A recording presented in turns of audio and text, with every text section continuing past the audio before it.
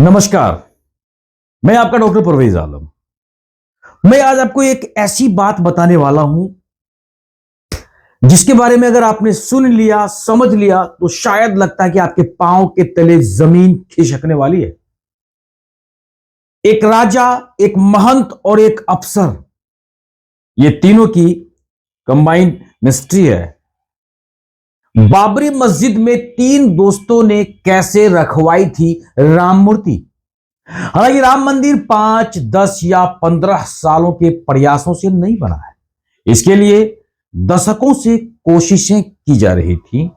इसकी शुरुआत बाबरी मस्जिद के मुख्य गुंबद के नीचे रामलला की मूर्ति रखने से हुई थी। ये बात शुरू होती है सन 1949। जी हां, सन 1949 के 23 दिसंबर के सुबह की बात थी, जब अयोध्या में अचानक हर तरफ प्रकट भय कृपाला की गुंज सुनाई देने लगी थी। बाबरी मस्जिद में राम मूर्ति रखवाने की योजना इससे काफी पहले से ही बननी शुरू हो चुकी थी। इस योजना में एक राजा और एक महंत और एक अफसर की अहम भूमिका थी। ये तीनों काफी अच्छे दोस्त थे। राम मंदिर पहले सिर्फ एक विचार था जिसने अपने यानी कि आने वाले वर्षों में भारत की राजनीतिक विचारधारा को ही बदलकर रख दिया।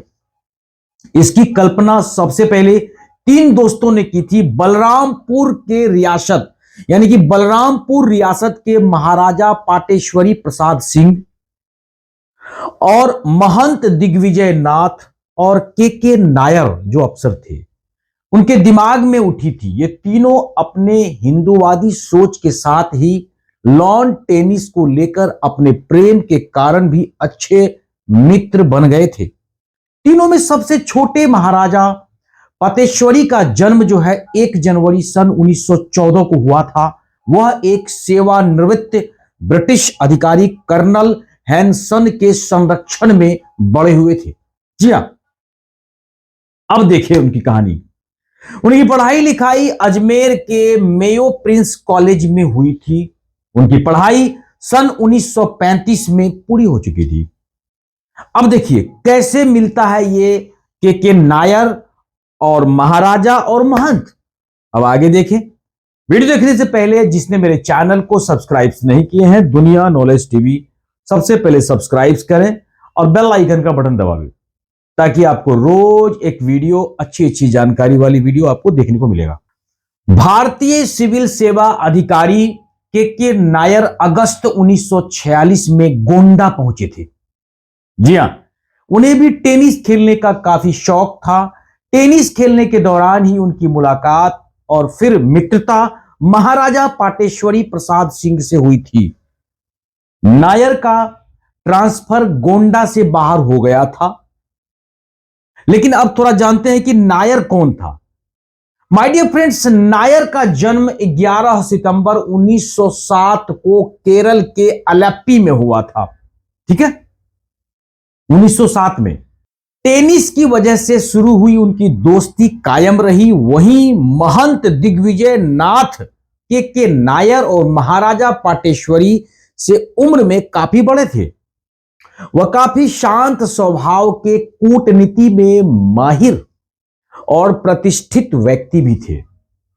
नायर और महाराजा महंत दिग्विजय को धार्मिक नेता व बुजुर्ग के तौर पर काफी सम्मान देते थे। महाराजा पाटेश्वरी के यज्ञ में मुलाकात हुई थी दोनों की। कैसे? तो महाराजा पाटेश्वरी प्रसाद सिंह ने सन 1947 ईस्वी के शुरुआती समय में अपने रियासत बलरामपुर में एक भव्य यज्ञ का आयोजन किया था। इसमें महंत दिग्विजय नाथ के अलावा स्वामी करपात्री महाराज भी पहुंचे थे। करपात्री महाराज एक सन्यासी थे जो आदि शंकराचार्य के स्थापित संप्रदायों में एक दांडवीय से जुड़े हुए थे। जी हां, आजादी की पूर्व संध्या पर उन्होंने अपनी राजनीतिक इच्छाओं को जाहिर कर दिया था। उन्होंने सन 1948 में राजनीतिक दल राम राज्य परिषद भी बनाया था। महाराजा के यज्ञ में धर्म गुरुओं के अलावा के नायर भी उस समय मौजूद थे। ठीक है। सन 1991 में हिंदू महासभा के साप्ताहिक हिंदू सभा वार्ता में एक लेख छपता है। इसमें महंत दिग्विजय नाथ के नायर और स्वामी करपात्री के बीच हुई बातचीत का विस्तार से जिक्र किया गया है। इसमें यह भी बताया गया है कि कैसे उन्होंने सबसे पहले एक अस्पष्ट विचार को गंभीर आकार देना शुरू करता है, जिसने बाद में उनको अमली जामा पहनाकर फिर पूरे देश में फैलाता और फिर पूरा देश हिल जाता है। जी हां, लेख में लिखा गया था, यज्ञ के आखिरी दिन महंत दिग्विजय नाथ ने विनायक दामोदर सावरकर के विचारों के मुताबिक हिंदुओं के धार्मिक स्थानों को विदेशियों के कब्जे से मुक्त कराने के विचार पर चर्चा की थी। इस विचार पर करपात्री महाराज और के नायर पूरी तरह से सहमत थे। जी हां, महंत दिग्विजय नाथ के प्रस्ताव पर गंभीर विचार करने का सभी ने वादा किया था। नायर जी गोंडा के जिला मुख्यालय रवाना होते हैं। हिंदू सभा वार्ता के लेख के मुताबिक अगले दिन ही बलरामपुर में यज्ञ स्थल पर पहुंचकर नायर सीधे स्वामी करपात्री महाराज और महंत दिग्विजय नाथ के पास जाते हैं। इसके बाद एक बार फिर इस मसले पर चर्चा होती है।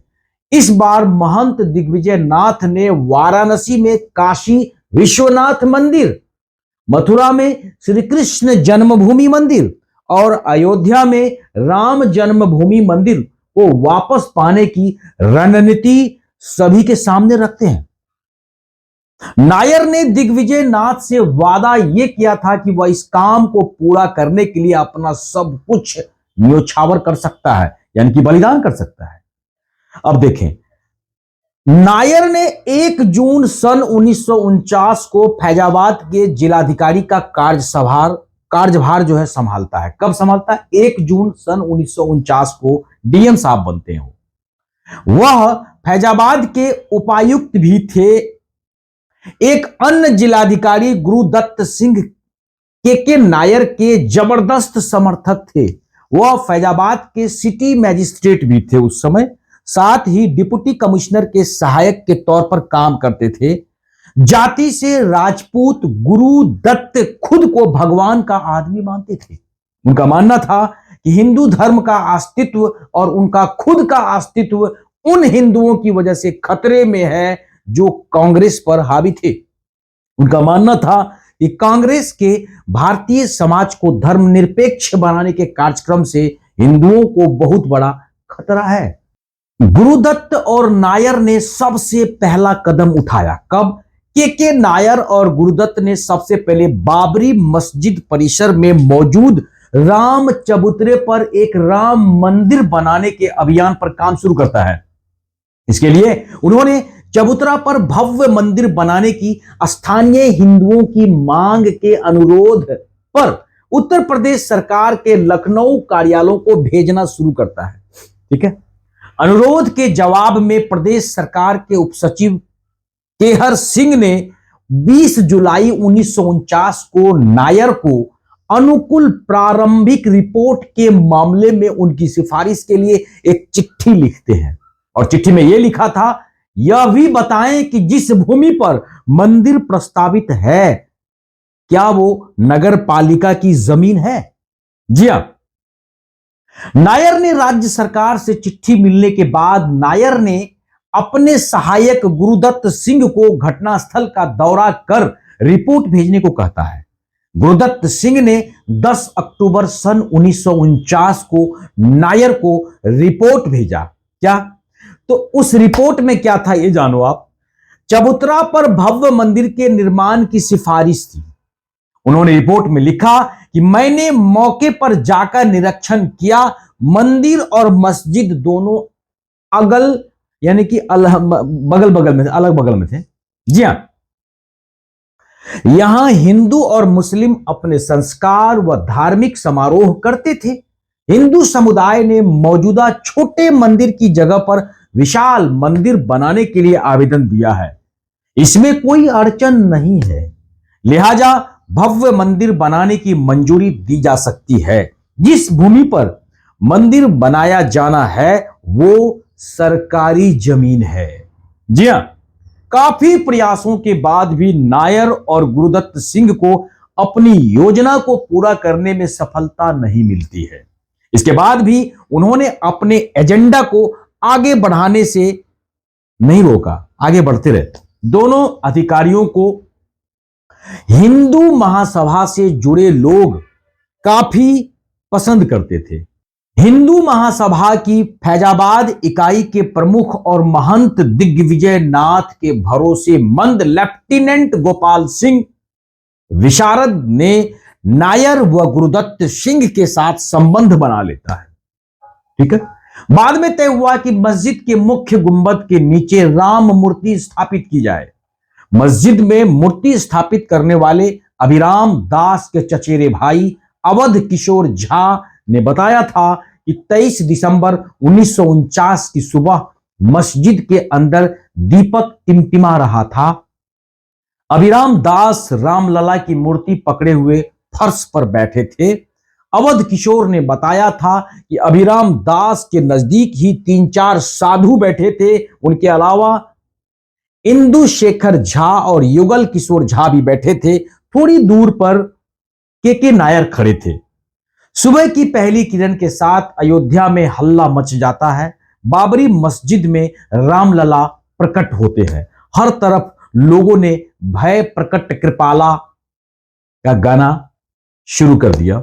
जी हां, नायर के लिए फैजाबाद का कार्यालय उनकी सरकारी सेवा के आखिरी साल साबित हुआ। माना गया कि उन्होंने ही योजना बनाकर 22 दिसंबर 1949 की रात बाबरी मस्जिद में मूर्तियां रखवाई थी। इसके बाद के नायर को अपने सहायक गुरुदत्त सिंह के साथ सेवानिवृत्त होने के लिए मजबूर होना पड़ा। बाद में नायर और उनकी पत्नी शकुंतला नायर सांसद बनते हैं। वहीं उनका ड्राइवर जो है वो विधायक बन जाता है। माय डियर फ्रेंड्स, ये फसाना कहानी या सत्यता किस आधार पर है मैं इसकी पुष्टि नहीं करता हूं। वीडियो कैसा लगा कमेंट में आके बताइए। मैं एक अच्छी वीडियो बताऊंगा, एक अच्छी जानकारी लेके आपके सामने में उपस्थित होता हूं। तब तक हमारे वीडियोस पर बने रहिए, मस्त रहिए और खुश रहिए। जय हिंद, जय भारत।